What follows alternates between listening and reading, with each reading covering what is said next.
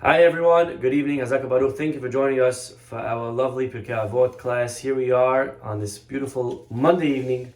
Thank you again for joining us as we are studying Pirkei Avot, chapter 4. And here we go, Mishnah in the hard copy, it's Mishnah number 20. Okay, open up to Mishnah Chaf. If you're following us along on the shared screen, it is going to be on Mishnah 15, Tet Vav. So here we go. We are sharing the screen. Can we get a thumbs up? Do we see it? Beautiful. The Mishnah is actually beginning in the middle because we already started the Mishnah in this version. On the web version, we started it on Thursday. So here we're in the middle of the Mishnah. The author of our new statement today is a new rabbi. His name is Rabbi Mattia ben Harash. Okay? Rabbi Mattia ben Harash. You may have heard of him. Rabbi Mattia is a great Tana. He is a student of the famous Rabbi Eliezer ben Horkinos and a student of Rabbi Elazar ben Azariah. So he had big rabbis. He eventually left Israel to open up a yeshiva in Rome. Did you know that? Rabbi Mattia ben Harash opened up a yeshiva in Rome, and when he left Israel, he was so upset. He said in tears, whoever lives in Israel, it's like they are fulfilling all the 613 mitzvot. He is the one that said that statement. Rabbi Mattia ben Harash also is the one who said that we are supposed to mehalel Shabbat, we desecrate and we break Shabbat, even not only for someone's life, but even for safek, even if we're not sure if their life is in danger, we violate the Shabbat. And that is the halakha. That is the halakha today. It's just good to know that if somebody's life is in danger, we for sure break the Sabbath. But even if we're not sure if their life is in danger, we don't know, we also violate Shabbat, call a doctor, call Hatzalah. Does not need to be for sure that they are in danger's way. Even if we're not sure, we should call and violate Shabbat. He was also the model for the Rambam's 4 levels of sin. The Rambam in Halachot Teshuvah says, not all sins are equal. There are different levels of sin, and depending on the level of the sin that we committed is the type of teshuvah that we will need. Well, the Rambam got that from, that's right, Rabbi Mattia ben Harash. So here we go. What does Rabbi Mattia want to teach us? He says, Heve makdim bishlom kol adam. That we should give greetings, initiate a greeting to kol adam, to every single person. We'll stop over here because he's going to say another statement, but we're not going to have time to get to it today because this statement in itself is a very, very powerful idea. Again, this Mishnah could be applied every single day of our lives because we are constantly meeting people. We are constantly walking by people unless you live in Antarctica, okay? Unless you live in Antarctica, you're probably going to see a lot of people every single day. And Rabbi Mattia warns us and he guides us and advises us. Make sure you say hello to everybody and not only respond hello, but you should be the first to initiate hello to them. Heve makdim. Be the first to say hello. It's like, it should be a goal that you should say hello to everybody first. Rabbi Yohanan ben Zakkai, matter of fact, the Gemara tells us that he prided himself and he used to say, no one ever said hello to me before I said hello to them. That was his claim to fame. That's what he was so boastful. He was so proud of himself that I always said hello to people. No one ever beat me to it. Look how proud he was. Look how much he valued Rabbi Yochanan ben Zakkai. Not a small rabbi at all. He used to be so proud of himself that no one ever gave him shalom before he gave them hello. To who should we give a hello, says Rabbi Mattia? To Jews? To rabbis? No. Kol Adam.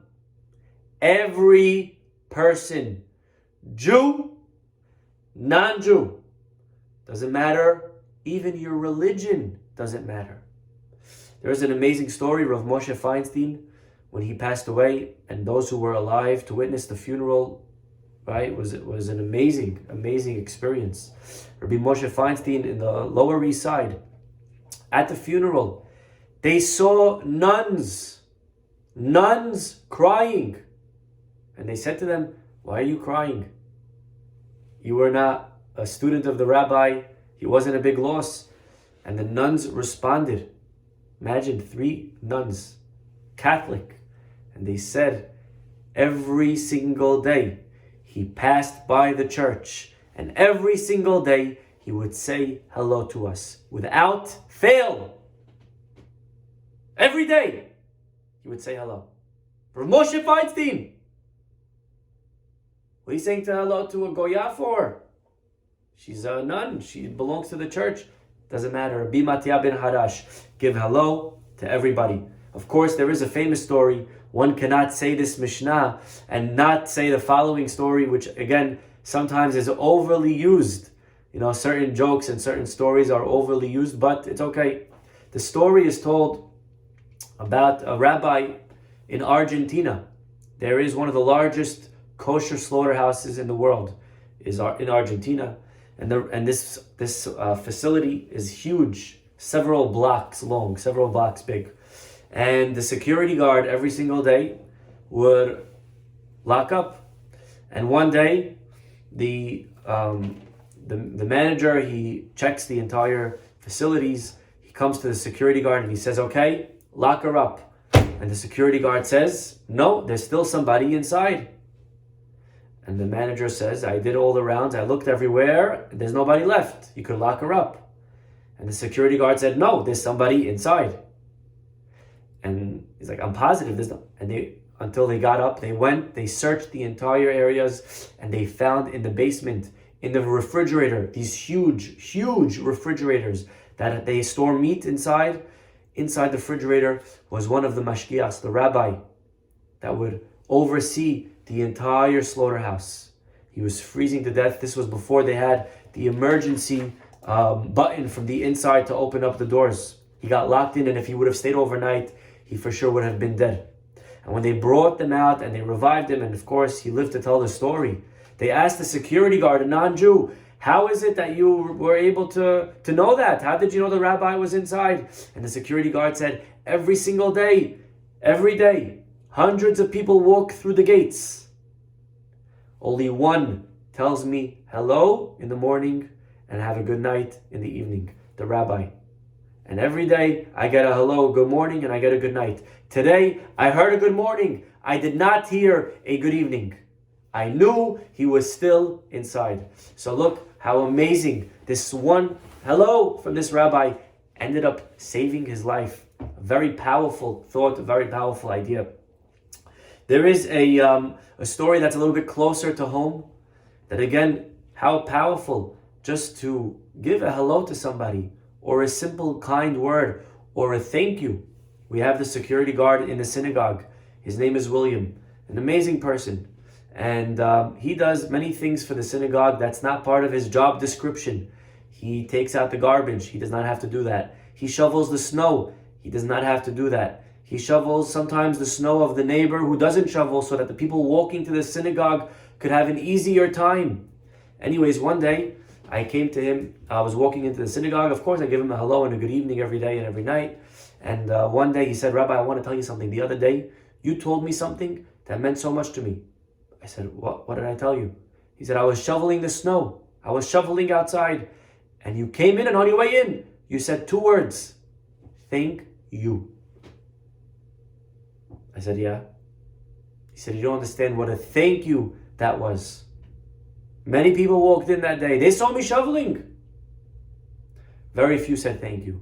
One guy says, why don't you use a snow machine?" "Well, why do you think? I don't have one." "Well, they should get you one." But did he say the words thank you? Sometimes just a thank you is very powerful. So you don't know how much just a nice word. Hello. We go in every day into a building. We see the doorman. We see the mailman. We see the policeman. We see garbage man. We see a truck. Hello. Just a hello. I recognize you. I realize that you are here. You're cleaning up the garbage. Instead of honking the guy and getting annoyed at him that he's taking so slow and blocking up the traffic with his garbage truck, tell him, roll down the window and say, "Thank you, have a good day." That is very, very, very powerful. We get onto a bus. Instead of complaining, what took so long? I've been waiting for an hour. Thank you. Hello. How are you? Heve makdim shalom lechol adam. You know, it's not only a mitzvah to love people. There is also a mitzvah to be loved. To have other people like us. To be beloved to others. There's no better way to do that than when we initiate a hello, when we initiate greetings to people around us.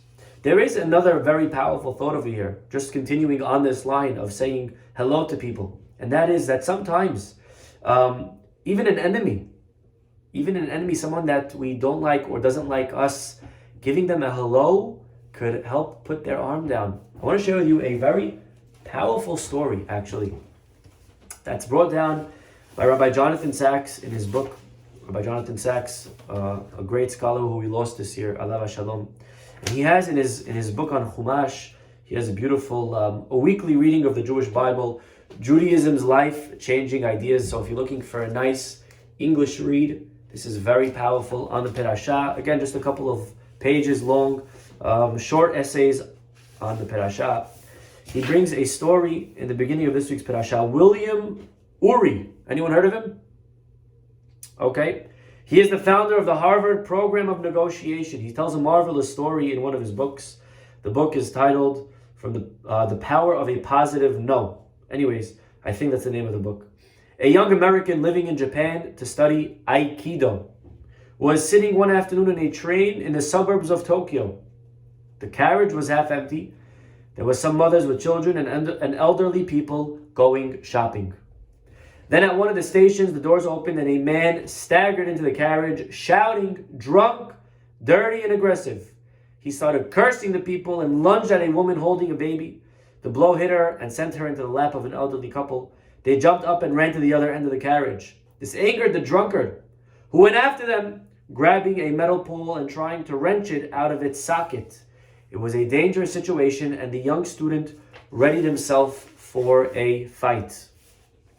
Before he could do so, however, a small, elderly man in his 70s, dressed in a kimono, shouted, "Hey!" to the drunk in a friendly manner. "Come here and talk to me." The drunk came over as if in a trance. "Why should I talk to you?" he said. "What have you been drinking?" asked the old man. "Sake," he said. And it's none of your business." "Oh, that's wonderful," said the old man. "You see, I love sake too.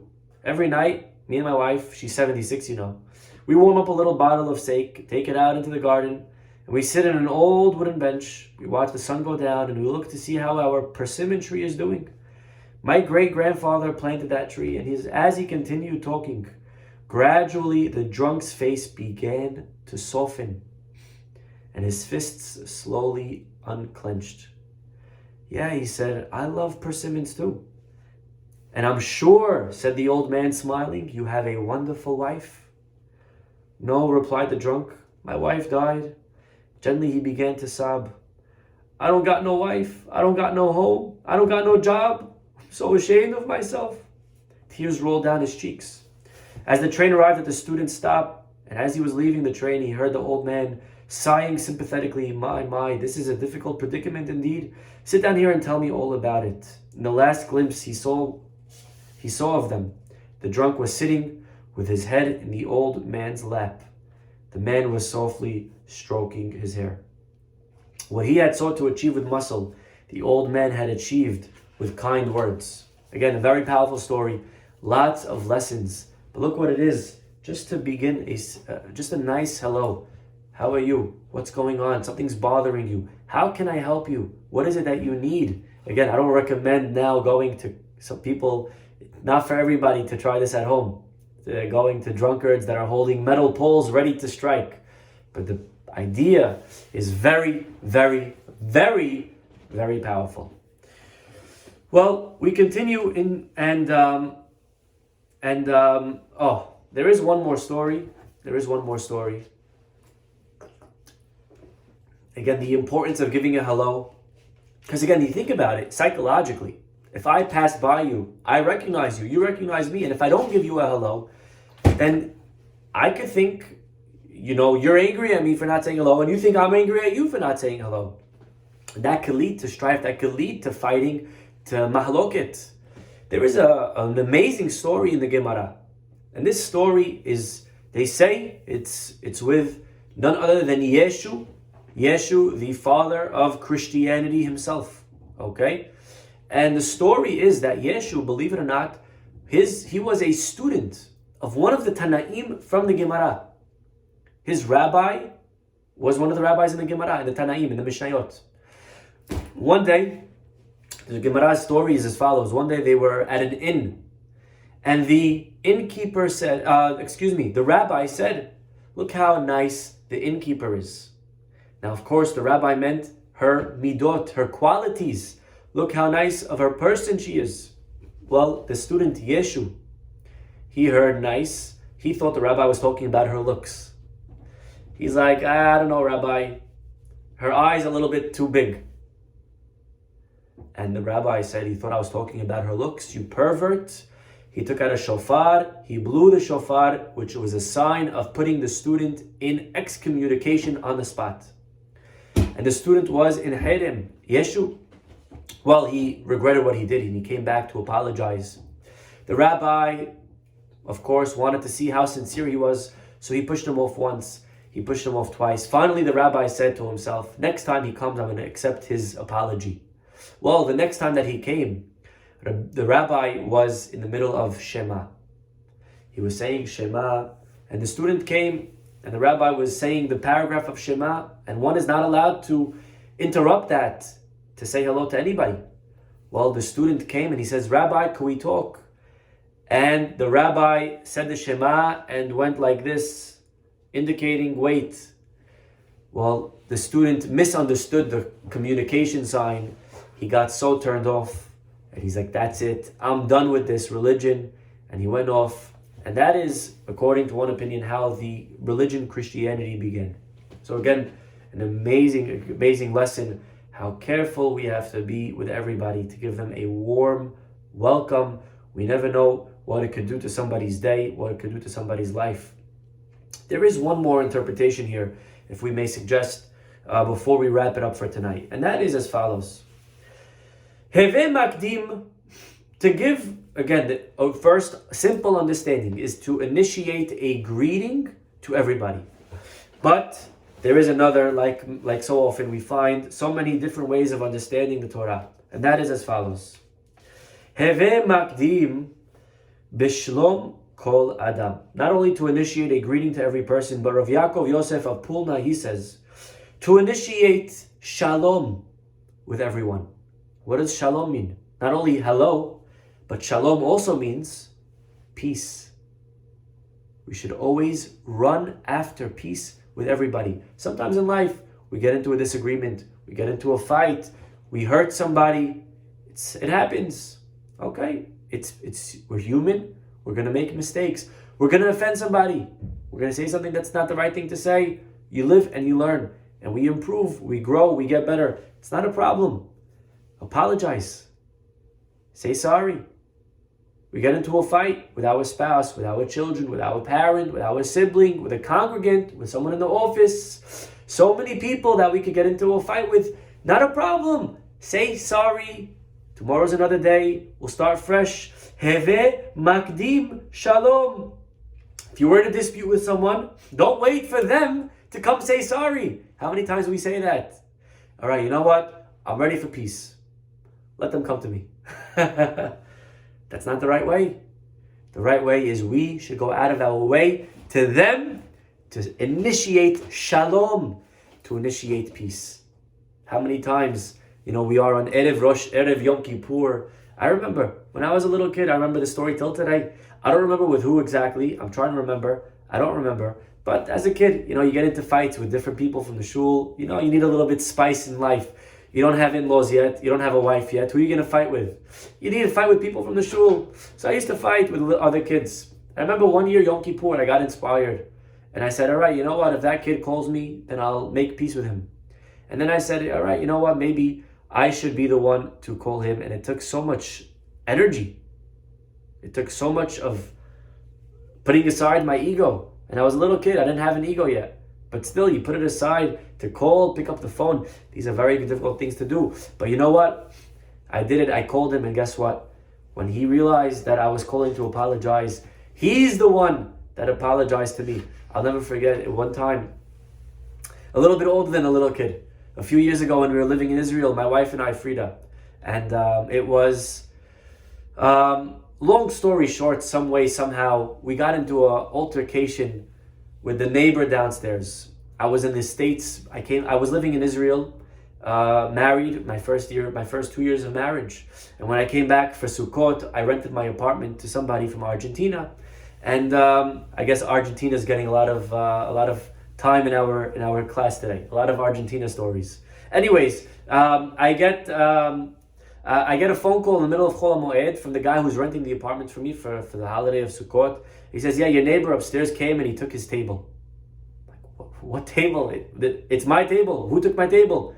I don't know. Someone came and took it from upstairs. Why'd you let someone take my table? Give me the phone. He gets my neighbor upstairs on the phone. Turns out, long story short, this guy has been keeping his table in my apartment for not a day, not a week, for 3 years. He kept it there as storage till he needed it. And now he needed it for Sukkot. Classic Israeli. He took his table from my house. I said, okay, you know what? It's your table. There's a way to do it. You don't walk in without asking.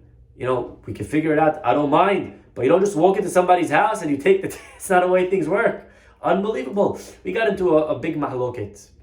I'll never forget. It was this time, 7 years ago. And I was with my wife. We were in Israel. We're making our list for Mishloach Manot. Who are we going to give to? My parents live in America. My in-laws live in America. My siblings live in... Who am I going to give to? The 3 people that I know. And all of a sudden my wife goes like this. I'm like, Hashem? You want me to give to Hashem?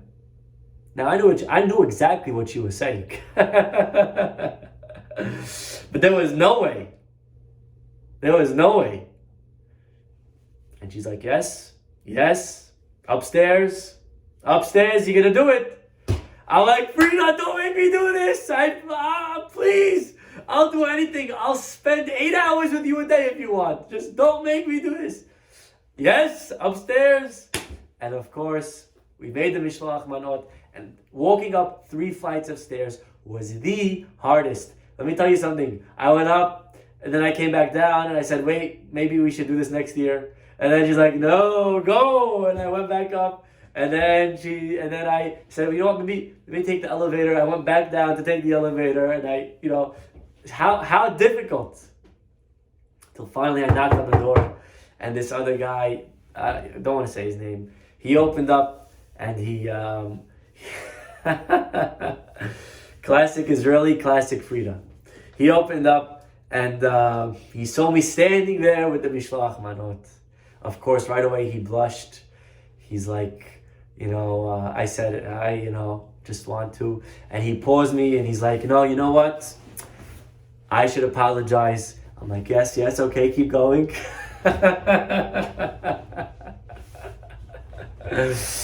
And I'm holding the Mishloach Manot, and he apologized, and I apologized, and I'm like, where should I put it? And he's like, here, put it on the table. Anyways, this is something very difficult to apologize to people.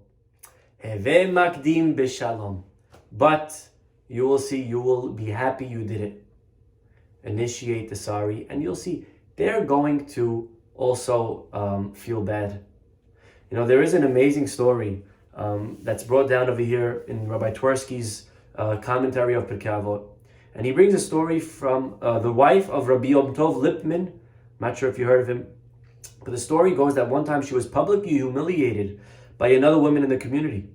And the outraged leaders of the community wished to penalize the other lady for her arrogance, to humiliate the rabbi's wife. How dare you? And they wanted to punish her severely. Well, no such action could be taken, of course, without the rabbi's approval. And they knew that the rabbi would not pay any attention to them. So they asked the rabbi's wife to tell her husband how she was offended, so that her husband could take actions and measures to chastise the other lady. The wife, she knew that she had to wait for the perfect time. like Esther and Achashverosh a little bit. And several days later, when she felt that her husband was in a receptive mood, she went over to him and she said, the other lady, she embarrassed me. Well, you know what her husband said? Look at what her husband said. Of course, again, I'm sure he was understanding and he empathized with her. But overall, take a look at what he says to his wife. The rabbi responded, and have you been harboring a grudge against her for several days already? And the wife's like, yeah. And the rabbi says, do you know that in our prayers before retiring, we have to forgive anyone who may have offended us in this world? How could you have retained the resentment for so long, violating a clear mitzvah deoraita? You must now go and ask this woman's forgiveness and apologize for having held resentment towards her. You have to apologize to her. The wife couldn't believe it what she got herself into. Of course, she went over to the other lady. She knew she had no choice. She did as was suggested when she apologized to the lady for harboring resentment, which she was entitled to, which she had every right to. This other lady started breaking down into tears, and she said, it is not you that has to apologize. It is I who must ask you for forgiveness for being so rude. Again, we could rationalize, we could justify the hatred that she was harboring. Let me tell you a secret, by the way. Nobody that's in a fight thinks they're wrong. Nobody that's in a fight thinks they're being unreasonable. Everybody in any fight thinks that they are justified for holding their position. Right? Nobody's like, you know what, I think I'm being ridiculous, but I'm just going to go with it. Nobody says that. Everybody feels and thinks that they are truly right, in the right. So then who are our rabbis talking to? Who is the Torah talking to when it says, don't bear a grudge, don't have resentment? You're not allowed to have resentment. You cannot get revenge. Who's Torah talking to? People that think that they're wrong? Torah is talking to foolish people? Of course not. Torah is talking to us. The ones who think we're right and we're justified. And still, we have to go out of our way and apologize. Heve makdim b'shalom chol adam. Again, a very powerful thought. It takes so much courage, so much humility to put aside my ego, to be able to say I was wrong, to concede. This is one of the most difficult things to do, but I guarantee you, you will be so happy you did it. Just to close with one beautiful story on this topic. The famous story from the Yerushalmi of Masechet Sotah, chapter 1. It is brought down, again, we have Gemara Bavli and we have Gemara Yerushalmi. One was written in Iraq, Bavel. One was written in Yerushalayim. We study today Bavli. Bavli is the more commonly studied one because it has more information. It lasted longer for whatever reason. But the Yerushalmi has many diamonds and gems. Take a look at the story that's brought down in the Talmud Yerushalmi. One time, there was a big rabbi, you may have heard of him, Rabbi Meir. Yes, we quoted him. Rabbi Meir gave an amazing class. He was an amazing shiur, just like this one right here. Okay, and he used to give an amazing class, and one day a lady walks in, and she was mesmerized by the rabbi's speech, his delivery. Yes, Rabbi Meir Baal Hanes. Yes, that is him. And so she hung out in the back of the synagogue for a couple of hours. Well, back then they did not have cell phones. Her husband was waiting for her, and he got very, very angry that she was late to come to dinner. Well, the husband was furious, and he said, I will not allow you to step foot into this house. Anyone know the ending of the story? You cannot step foot into this home until you spit in Rabbi Meir's face. Good luck with that one. Well, of course, she's not going to spit in the rabbi's face. And she's not entering the house. This was before women's rights. So, what did she do? The husband was, right? He was, of course, enraged. The lady left with no choice. For several weeks, she has nowhere to stay. She's not going to spit in the rabbi's face. And finally, the rabbi learned of this story. He heard that this lady was kicked out until her husband. Anyways, what did he do? He went over to the lady and he said to her, look at this. Look at how the rabbis think. He went over to the lady and he said, I've been affected by ayin hara. Someone gave me the ayin hara, the khamse, the bad eye. Someone gave me the evil eye, right? They gave me, what time is it? 4:55, right? You're never allowed to say 5 in the Syrian world. Never. Does not matter. How many kids do you have? 4 plus 1. How old are you? I was, right? I'm going to be 60 in 4 years from now, right? Okay, either way, it's 5:55 on May 5th, 2055. Okay, either way, Rabbi Meir says, I was given the evil eye. And the only way it can be removed if someone will spit at me 7 times. Of course, could you please help me out? Of course, the women complied. He says, now go tell your husband that you have done even more than he demanded. He wanted you to spit once. Here you are, you spit 7 times at me. Well, when the students heard about this story, they said, Rabbi, is that not diminishing your respect, your honor, your kavod? How could you allow her to do this? What about the honor of the Torah? A fair question. Listen to how the rabbi again responded with such accuracy. The rabbi said that if there's a lady, lo alenu, that is accused of being a sota, and this is why the story is brought in Masechet Sota. What is a sota? It's a lady that her husband saw her in seclusion with another man. Again, he doesn't know that they did anything, but he saw her in seclusion. And the husband says, listen, I don't want you anymore to be in seclusion with that guy. Well, the wife didn't listen. She went again. And they have witnesses. So anyways, a lot of details to this. This lady, we don't know what happened. She's called a sota. And we bring her to the Beit HaMikdash. She drinks a certain water. And there's a few ingredients in this water. And one of the ingredients is a piece of paper with some paragraphs from the Torah. Take a piece of paper, you write it. Again, I don't know that you're going to find this juice in your local supermarket, but this was special Kohen Gadol goods. Took a piece of paper, they wrote some paragraphs on it. Hashem's name, of course, was also there. They put it in the water, they put other things in it, and she drank. Says Rabbi Meir, if we erase God's name to bring peace between this husband and his wife, to bring shalom, God is willing to erase his name. Then how much more so must I be willing to erase myself, my pride, my ego, to bring peace between this man and his wife? So you asked me, isn't it belittling my name? The answer is maybe. But if God could do it, I could do it.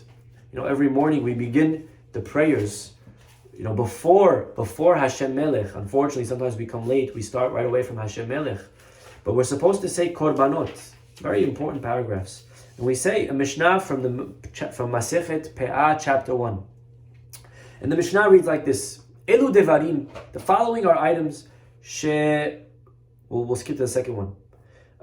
This is from Kiddushin, chapter 39. The following are things that a person does them. You ready? Listen to this list. Certain things you could do, you will get rewarded in this world and the next. That's amazing. Certain things, you do them, you only get rewarded in this world or the next. There are certain things that you get rewarded in both worlds. You want to hear what they are? Okay. Venmo me $50 and I'll tell you. Okay, here it is. Take a look. These are the things that if you do them, you will get rewarded in this world and the next. Respecting parents. Visiting the sick. Welcoming guests into your home. Chesed. Going to synagogue early. Vehava'at shalom. And causing peace. Ben adam la'havero, between man and his friend. Uben ish le'ishto, between man and his wife. And correctly so, like is being written on the side by a couple of people. Aharon HaKohen. This is Aharon's midah. Ohev shalom verodef shalom. He was someone who pursued peace. He would bring peace between husband and wife. And this is something that we're going to eat from it in this world, and we reap the benefits in the next world as well. Ladies do not have to say it, but of course they can. And either way, be it as it may, this is an amazing teaching from Rabbi Mattia. So again, on a simple level, we should say hello to everybody. Doesn't matter, Jew, non-Jew, good guy, bad guy. Say hello to everybody. We never know how one day you can come back and maybe save our lives. Number 2, Always be the one to initiate shalom, peace. If we are in a fight, grab that mishloach manot. This is the time, people. Make that mishloach manot and send it to that one person that's on your hit list, that's on your no-like list. Send it to them. Bring peace, promote peace. Doesn't matter what's the reason. It could be that we are right. It could be that they are right. It's irrelevant. Bringing peace between people, there is no greater zechut than that. We'll stop over here. Have a wonderful evening.